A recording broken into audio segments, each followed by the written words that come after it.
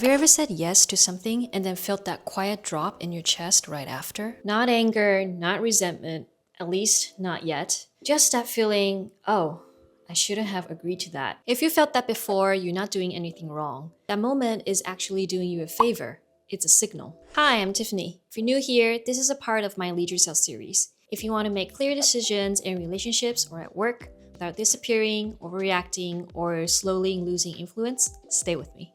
In the last video, we talked about tension, a subtle signal that shows up before everything goes wrong. That tug in your chest, slight hesitation before you answer. Today, we're going to talk about what comes right after that moment. Because what usually causes problems isn't that we don't have boundaries. It's that we don't realize that we've turned them into something else. And we slowly hand our authority away, often without realizing it. Most of the time, we turn boundaries into requests. And we don't notice we've done it until we start to feel drained, frustrated, or powerless. So let me break it down.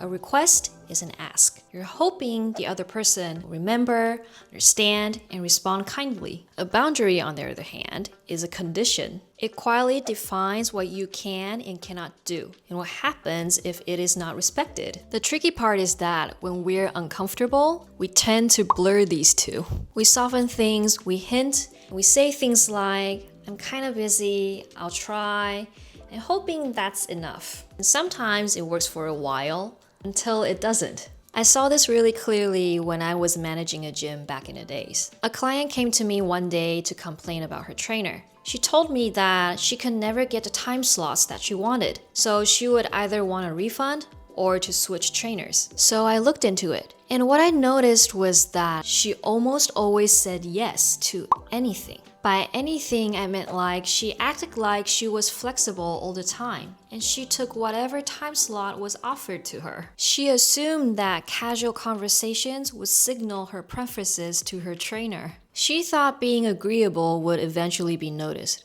But in practice, it did the exact opposite. Other clients, they weren't louder, they weren't demanding, they were just clearer. They stated when they were available and stopped there. So the system, in this case, the trainer, responded to them. What stood out to me wasn't that she didn't know what she wanted. She did. What was missing was structure. By always saying yes, she removed urgency. She removed the consequence. She taught the system that her time was flexible, even when it wasn't. And systems, either it's a gym, a workplace, or a relationship, don't respond consistently to goodwill. A request sounds like, I hope you remember me. A boundary sounds like, this is what I can do and this is what I cannot do. One depends on mood, memory, preference. The other creates clarity, even when no one's trying to be unkind. This is why confusing the two feels so unsettling. You did speak up, you did communicate, but nothing changed. So you start wondering if you were unclear, or were you too sensitive, or were you asking for too much?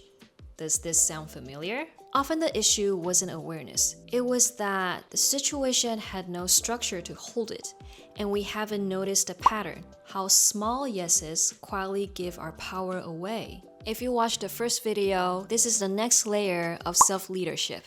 Noticing tension tells you something is off. Understanding requests versus boundaries tells you what to do next. And if you've already looked at the worksheet from episode 1, you're not adding anything new here. You're just going a level deeper. Where does this tension show up for you? What do you usually say at the moment? And what boundary, not request, would actually protect your role, your time, your energy? Self-leadership isn't about being rigid. It's about setting things up so you don't have to fight for respect later. In the next video, we'll talk about the invisible rules that shape how people treat you, and how those rules are often set long before any conversation happens. Anyway, I'll see you there. Bye!